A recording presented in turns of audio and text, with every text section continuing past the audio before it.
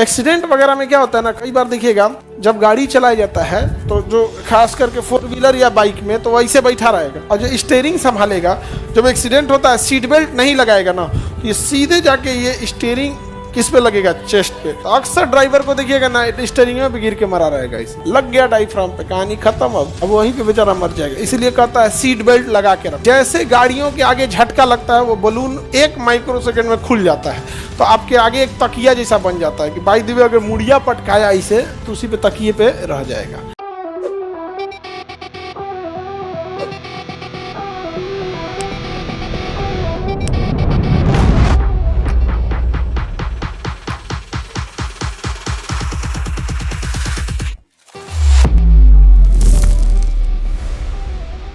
तो एलवीएलई के पास हर सांस लेने के बाद बड़ी मात्रा में क्या जमा हो जाता है, CO2। अब CO2 निकालना जरूरी है कि नहीं? CO2 निकालना जरूरी है, बहुत जरूरी है। फेफड़ा कहता है कि रे भाई साहब ये हमरा से ऊपर नीचे ना होगा, हम ऊपर नीचे ना करेंगे। तो फेफड़ा के नीचे एक अलग ऑर्गन होता है जिसे कहते हैं डायफ्राम। क्या कहेंगे? डायफ्राम। क्या कहेंगे? डायफ्राम। तो फेफड़ा के नीचे एक संरचना होती है जिसे हम लोग क्या कहते हैं, डायफ्राम कहते हैं। फेफड़ा के नीचे की संरचना क्या कहेंगे, डायफ्राम। यही डायफ्राम जो होता है ऊपर उठता है। क्या होता है? ऊपर उठता है। जैसे डायफ्राम ऊपर उठेगा तो जो माइटोकॉन्ड्रिया से आया हुआ CO2 है कहाँ पे जमा है, एलवीएलई में। जैसे डायफ्राम उठेगा एलवीएलई में दबाव बढ़ेगा, एलवीएलई से वो CO2 ब्रोंकियोलेस होते हुए कहाँ पहुंचेगा, ब्रोंकाई।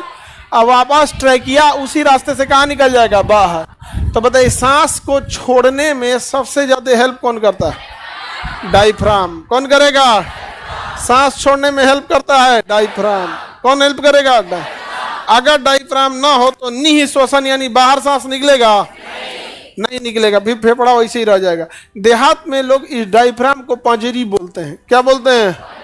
पंजरी बोलते हैं। इसलिए चेस्ट जहाँ खत्म होगा ना, यहाँ पे जस्ट उसके नीचे डायफ्राम होता है। यहाँ किसी को मार देंगे जहाँ जस्ट रिब्स खत्म हो रहा है वहां मार देंगे तो बैठ जाएगा, या यहाँ पे भी खत्म हो रहा है डायफ्राम तो इस एरिया में रिब्स खत्म हो रहा है तो ये डायफ्राम मिलेगा। यहाँ मार देंगे ना तो उसको सांसें नहीं लिया जाएगा। देखिएगा मार देंगे बढ़िया से तो बैठ जाएगा। रीजन क्या है? डायफ्राम चोट लग गया और डायफ्राम शॉक में चला जाता, हम तो कुछ नहीं किए, हम तो कुछ नहीं किए, घुसिया के बैठ जाएगा। अब जब तक घुसिया के बैठल है सांसें नहीं लिया जाएगा। देखिए कोनो कोनो का सांस टंगा जाता है, ऐसे एकदम सांस क्या हो जाएगा, टंगा जाएगा। तब ब्रेन कहेगा डायफ्राम से मान जा बापू, कहेगा फिर दोबारा नहीं मारिएगा। तब जाके सांस ऊपर नीचे होगा। बैठो इसे। समझ में आ गया कि नहीं आ गया? किसी को दिक्कत? नहीं तो ऐसे मार देंगे डायफ्राम में क्या हो जाएगा, मर जाएगा आदमी। बढ़िया से मार देंगे ना क्या हो जाएगा, मर जाएगा। एक्सीडेंट वगैरह में क्या होता है ना, कई बार देखिएगा जब गाड़ी चलाया जाता है तो जो खास करके 4 व्हीलर या बाइक में तो वैसे बैठा रहेगा और जो स्टीयरिंग संभालेगा, जब एक्सीडेंट होता है सीट बेल्ट नहीं लगाएगा ना, ये सीधे जाके ये स्टीयरिंग किस पे लगेगा, चेस्ट पे। तो स्टीयरिंग का जो निचला हिस्सा है, स्टीयरिंग का ऊपरा हिस्सा तो चेस्ट पे लगेगा, स्टीयरिंग का निचला हिस्सा सीधे किस पे लगेगा, डायफ्राम, धड़ाम से। तो अक्सर ड्राइवर को देखिएगा ना स्टीयरिंग में भी गिर के मरा रहेगा, इसे एकदम स्टीयरिंग में पैसे गिर के मारा। क्या किस पे लग गया है, डायफ्राम में। अब भैया वो लंग्स सही है, लंग्स क्या है, ठीक है, रिब्स उतना झटका रोक लेता है, डायफ्राम नहीं रोकता है। लग गया डायफ्राम पे, कहानी खत्म। अब वहीं पे बेचारा मर जाएगा। इसलिए कहता है सीट बेल्ट लगा के रखो। जब आप सीट बेल्ट लगा लेते हैं ना तो सीट बेल्ट की खासियत होती है झटका से आपको आगे ही जाने नहीं देगा। आराम से जाइएगा तो जाने देगा, और जहाँ इसे झटका से जाइएगा तो जाने ही नहीं देगा। तो आपको डायफ्राम यहीं रोक देगा, स्टीयरिंग वहीं रुक गया। अब स्टीयरिंग में ना एक ठो एयर बैग नाम का बलून छुपा हुआ होता है। जैसे गाड़ियों के आगे झटका लगता है वो बलून 1 माइक्रोसेकंड में खुल जाता है, तो आपके आगे एक तकिया जैसा बन जाता है कि बाई द वे अगर मुड़िया पटकाया इसे तो उसी पे तकिए पे रह जाएगा। तो ये एयर बैग जरूरी है। लेकिन एयर बैग तभी खुलेगा जब आपका सीट बेल्ट हो। क्या हो? सीट बेल्ट लगा हो। और गाड़ियों में इंश्योरेंस होता है कि अगर आप मरे गए तो पैसा दिया जाएगा। तो इंश्योरेंस का पैसा तभी मिलेगा जब आप सीट बेल्ट लगाए हैं। सीट बेल्ट नहीं लगाए हैं तो इंश्योरेंस कंपनियां कहेगा तो जानबूझ के मरेगा तो हम पैसा पहुंचाएंगे। और उसका भी कहना सही है भाई, जब आपको सीट बेल्ट दिया गया है तो नहीं लगाएंगे।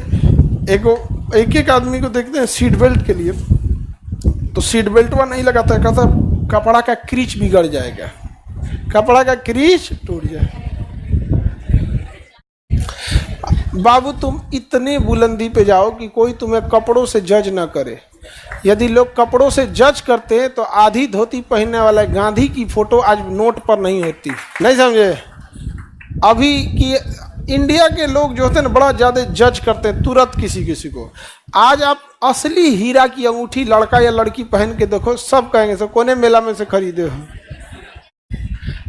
जब तुम्हारा रिजल्ट हो जाएगा तुम नकली खरीदना, सब कहेंगे सब वाह नौकरी लगते सीधे हीरा का अंगूठी। देख रहे हैं बड़ा तेज, मतलब क्या कहिएगा आप। जान से बढ़ के कपड़ा नहीं ना, नहीं। सीट बेल्ट पहनना चाहिए,